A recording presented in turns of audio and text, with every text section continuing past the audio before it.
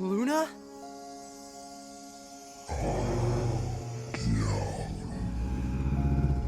Okay, that's not how I imagined you sounding. You may or may not have heard of this game, and to be honest, you should. Being a PlayStation exclusive, this game is gorgeously fun. Now, the story starts off as Ash, our character, sitting at the docks of his now abandoned town, and these bullies roll up on him as he's drawing and painting, and take his art book and they throw it off the edge. And to add insult to injury, they shove him into a train car and they send him up to the spooky, haunted lighthouse. Once arriving there, he discovers that this darkness, this stuff has gummed up the rail tracks, and it's the same stuff that has now taken over the city. Following some of his artwork that's strangely blowing away, it now comes to life inside the lighthouse. Our once painted creature is now alive and named Luna. Luna explains to us that we are the only ones through our art give life back to this city and to rid away all the negative feelings. Adventuring through the city, Ash will start to find templates that will be used to add art to this now desolate city. Now, as you go through the game, you'll be required to light up specific areas that are designated by lights by drawing so much on there. And I kind of wish that they would make you do a little bit more, but there were so many times I found myself just painting and having fun, or just finding these random walls and painting them on. It was such a interesting thing for me personally to experience that. And this gives you a reason to go and find these collectibles. There are some areas that you will be required to paint at. These are labeled with lights. And sometimes you'll be required to put specific artwork there. So you'll have to look at your map, find out where that piece of art is, and go get it and bring it back. Now, one thing that gives you a lot of help are the genies. The genies themselves are created by you as well through your artwork.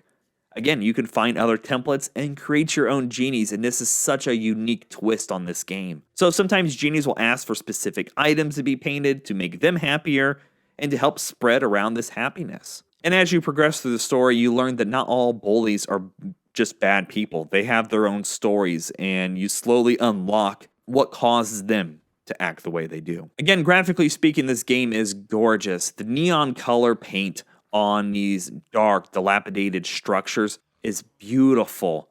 It adds such a unique touch to this and really adds that pop of color this game needs. And the fact that you can make your own artwork and do your own things is awesome. You'll never see two people do the exact same thing. Even while the game says, hey, we could use a sun here or some trees here, you're still going to be completely different than somebody else's. Now, there is some light puzzling aspects throughout the game. Sometimes you'll be required to move things around with the genie's help. Sometimes you'll have to find a way to bring multiple genies together. And at first, this was a little confusing because there wasn't a lot of words spoken from the genies. However, it just took me a minute to figure out what the game wanted from me. And then I was able to get going and really had no problem from that point on. Now, later on in the story, there are some combat sections.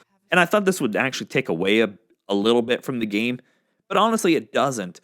The controls themselves are very easy to use and easy to remember, and that's definitely a plus for a game like this. Now, being a third-person adventure game, the handling is pretty solid, though the character can be a little floaty from time to time, and the jumping from ledge to ledge is a little clunky looking, but it functions just fine. It's little nitpicks like that. Voice acting in this game is really good. All the characters sound awesome and react with a lot of emotion, and a game like this needs that, especially when it takes on something that's a very strong emotion nowadays, dealing with bullying. Wake up, freak!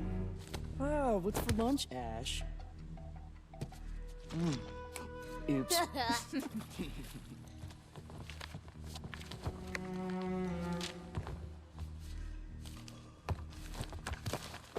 Oh, what's this?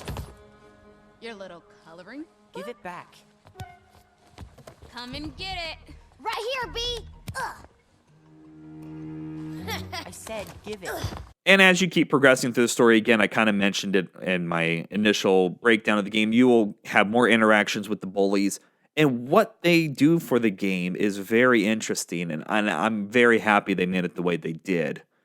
Character models themselves look awesome for this world. I thought this concept on what they did, kind of this structured, almost wooden look, I guess, wooden painted look, looked really good, and then the expressions on all the faces look flat, but they're all drawn on there almost, and it just is so cool looking.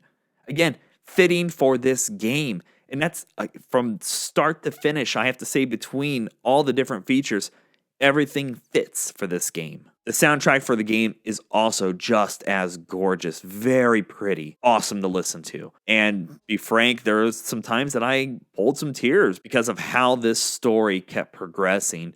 It was such an emotional title. One thing to add in here is that there is a PlayStation VR mode on this game.